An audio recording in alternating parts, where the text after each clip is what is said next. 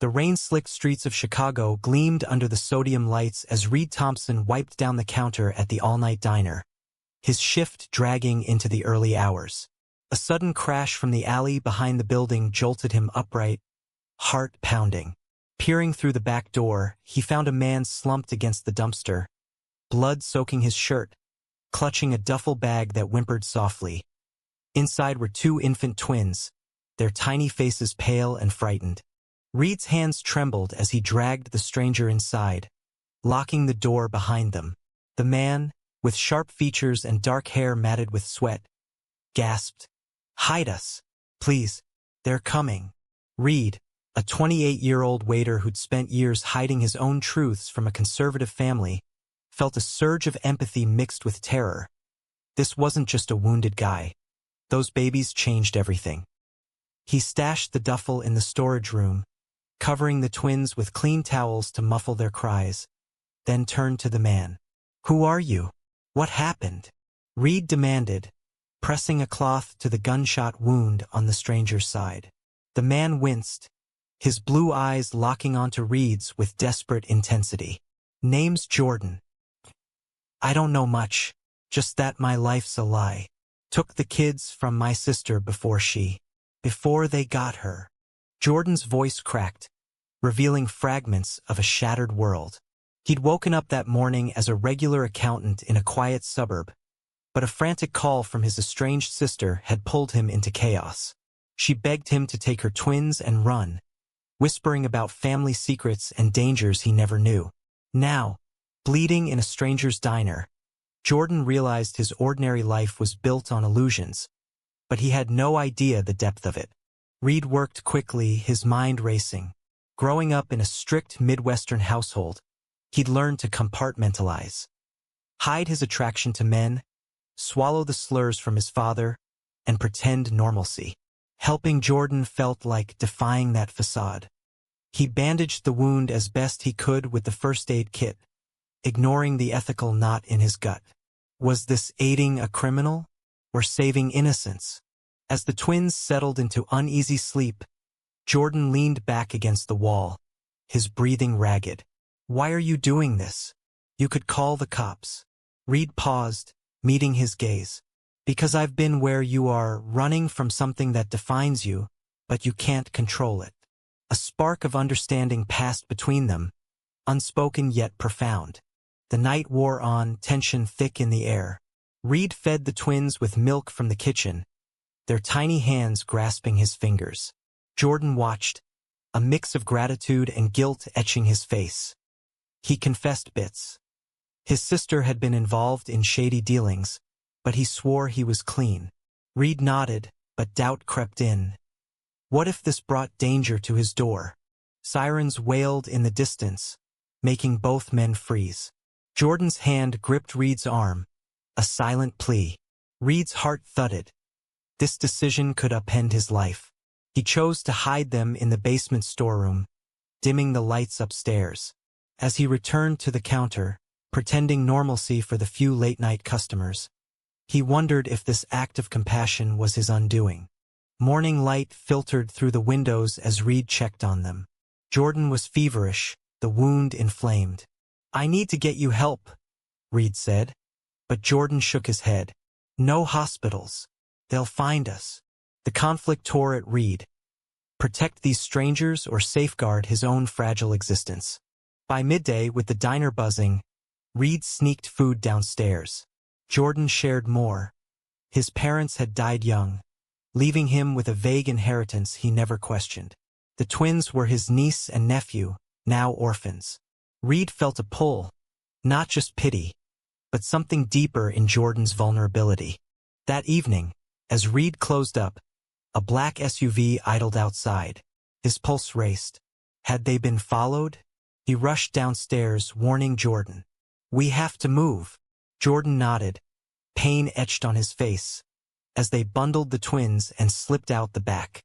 In that moment, Reed crossed a line, entangling his fate with theirs.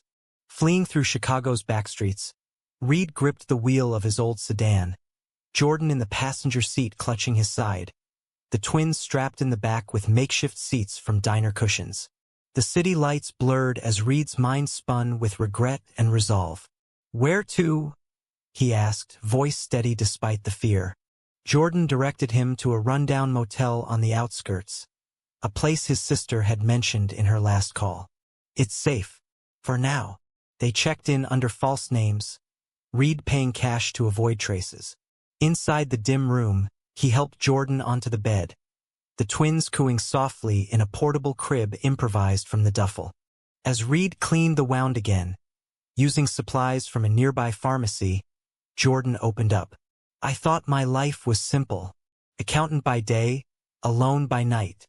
Never dated much. Family expectations, you know?"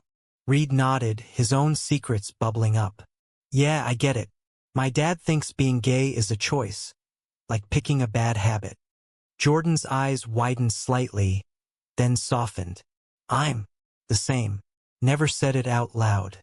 My sister knew, but we didn't talk about it." The admission hung in the air, a fragile bridge between them. Reed felt a warmth he hadn't known, but pushed it down. This was survival, not romance. The next day, Jordan's fever broke, but paranoia set in. He paced, peeking through curtains. "They killed her because of our bloodline. She said something about our grandfather, a powerful man." Reed pressed for details, but Jordan had none. Only a key from his sister's envelope, etched with a symbol he didn't recognize. Reed called in sick to work, risking his job. His phone buzzed with texts from his sister. "Emily, where are you? Dad's worried." He ignored them, focusing on the twins' needs. Formula, diapers, quieting their cries. Jordan watched him, admiration growing. "You're good with them. Ever want kids?" Reed shrugged. "In another life, maybe. But society doesn't make it easy for guys like us." Tension mounted when a news report flashed on the motel's TV. "Woman gunned down in apparent mob hit. Twins missing." Jordan paled. "That's her." Reed's stomach dropped. This was mafia territory. He confronted Jordan. "You dragged me into this without knowing?" Jordan's defense cracked. "I didn't know. I thought it was debt collectors."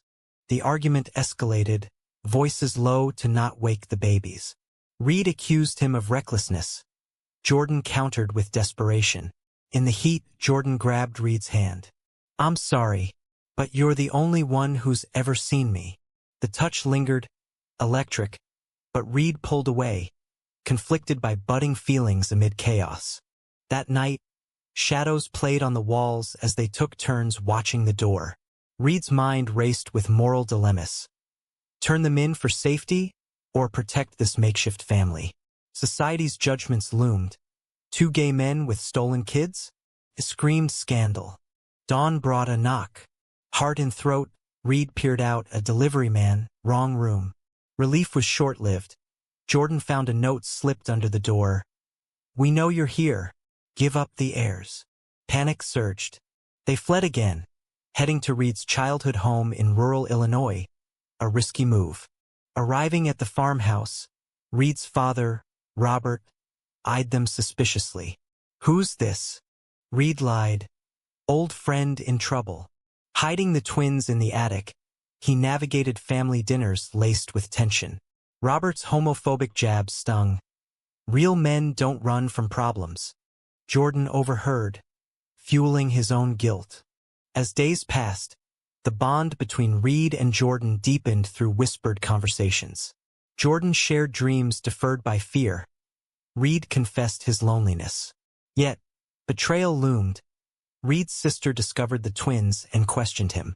"This is crazy, Reed. You're gay? People will think the worst." Her words cut deep, amplifying societal prejudices. High stakes peaked when Robert found the duffel. "What the hell is this?" Confrontation erupted, forcing Reed to reveal partial truth. Robert's rage boiled. "You're bringing shame on this family." Jordan stepped in, defending Reed, but the damage was done. They had to run again, leaving Reed estranged from his roots. Driving through cornfields toward St. Louis, Reed's knuckles whitened on the steering wheel, the weight of his father's words echoing. "You've always been a disappointment," Robert had shouted, slamming the door. Jordan reached over, his hand on Reed's shoulder. "You didn't deserve that." The touch was comforting, but Reed shrugged it off, burying emotions under necessity. They holed up in a cheap apartment rental using Jordan's savings. The twins, now named Mia and Max by mutual agreement, adapted surprisingly well, their giggles a rare light in the gloom. Jordan researched the key online, discovering it matched a safe deposit box in New York. "This could explain everything," he said, eyes alight with hope.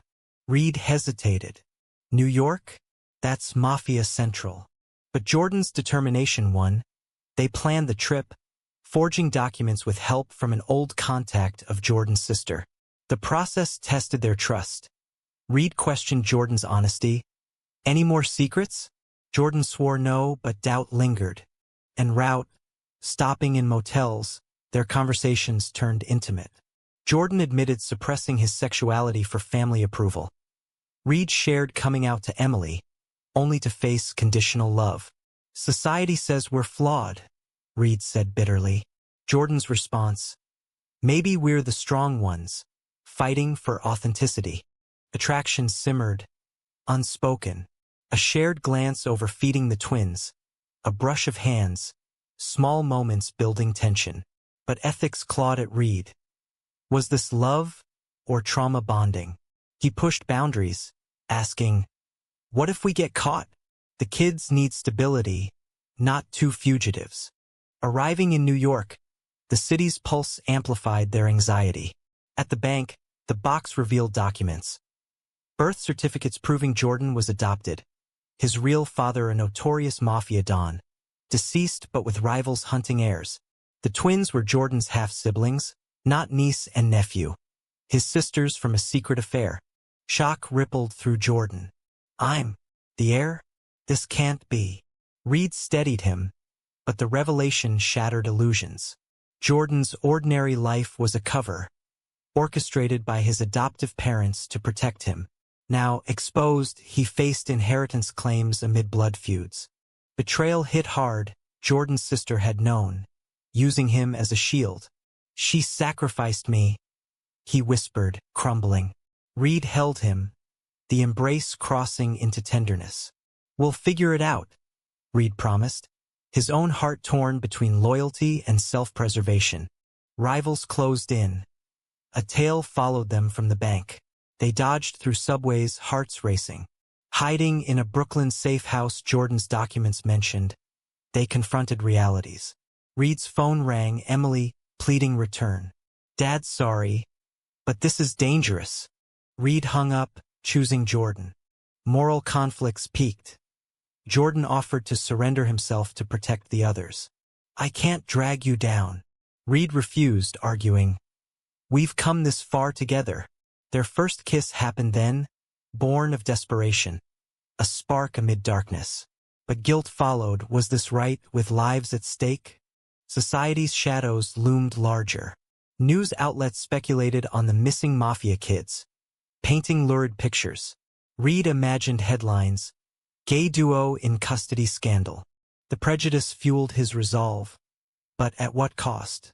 A midnight raid forced another escape. Gunmen breached the door. Jordan shielded the twins as Reed fought back with an improvised weapon. They fled, wounded but alive, the chase intensifying the drama. Limping into Philadelphia, Jordan's side reopened from the scuffle, blood staining his shirt again. Reed found a discreet clinic, paying under the table for stitches. "This has to end," Reed said, voice breaking. Jordan nodded, but his eyes held fire. "Not until the twins are safe." The documents revealed more. A lawyer in Boston held the will, naming Jordan's sole heir if he claimed it. Rivals wanted him dead to seize control. Jordan grappled with identity.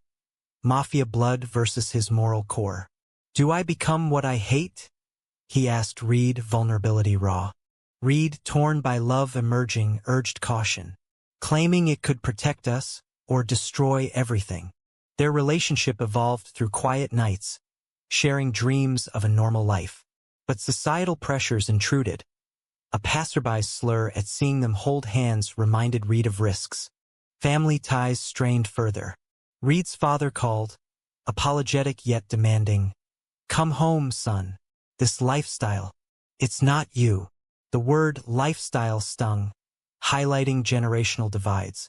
Jordan's own family illusions crumbled. He mourned the adoptive parents who lied. They headed to Boston, tension coiling. At the lawyer's office, an ambush waited. Gunfire erupted. Reed shoved Jordan aside, taking a graze. Chaos ensued. Police sirens, escape through alleys. Jordan's decision crystallized. Reject the inheritance, expose the rivals. But betrayal struck from within. The lawyer, corrupted, had tipped off enemies. Jordan felt the weight of misplaced trust.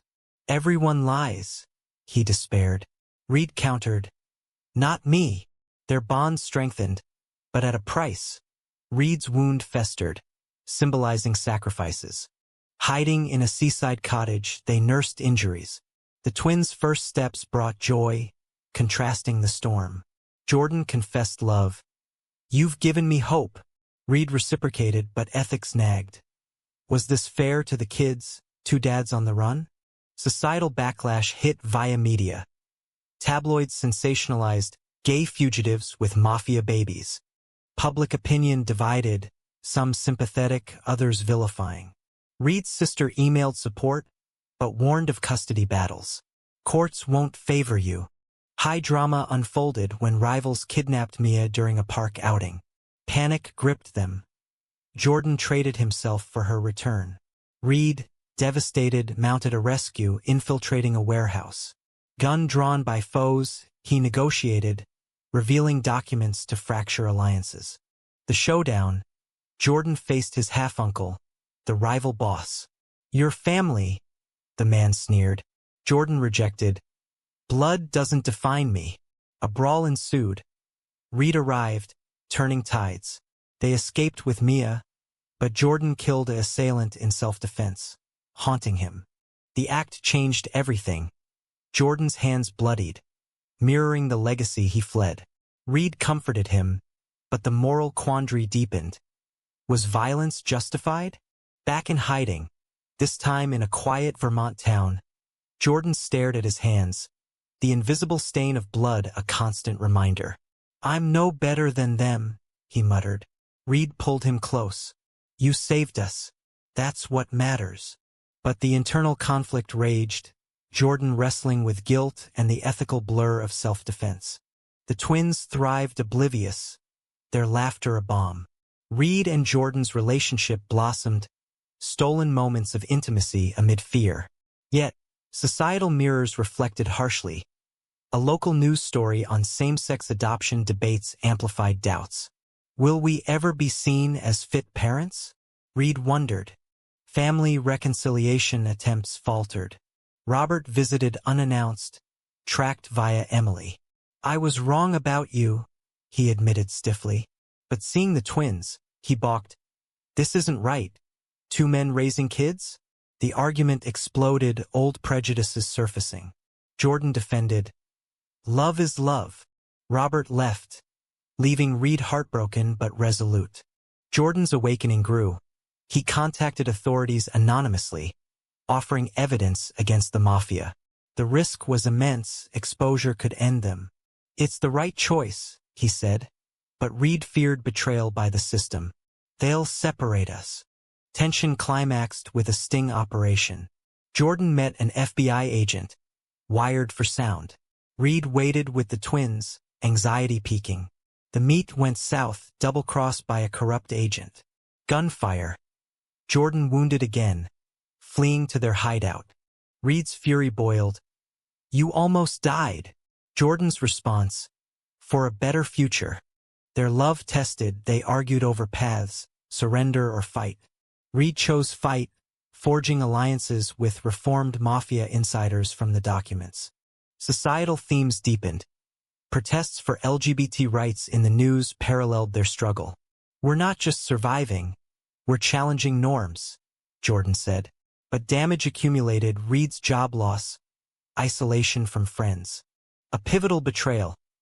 Emily, under pressure, revealed their location to authorities, thinking it best. "For your safety," she claimed. Reed felt the sting of familial disloyalty. "You don't get to decide my life." The net closed. Raids imminent. They relocated to Seattle, cross-country dash fraught with paranoia. En route, Jordan proposed a life together post-chaos. Reed accepted, but reality intruded, a car chase by pursuers. Escaping narrowly, they confronted the core. What price for freedom? Jordan's moral evolution. Reject violence, seek justice through truth. In Seattle's misty streets, Jordan and Reed fortified a small apartment, the endgame unfolding. Jordan leaked documents online, exposing the Mafia empire. Backlash was swift, threats escalated, but public scrutiny shielded them somewhat. "We've started a war," Reed said.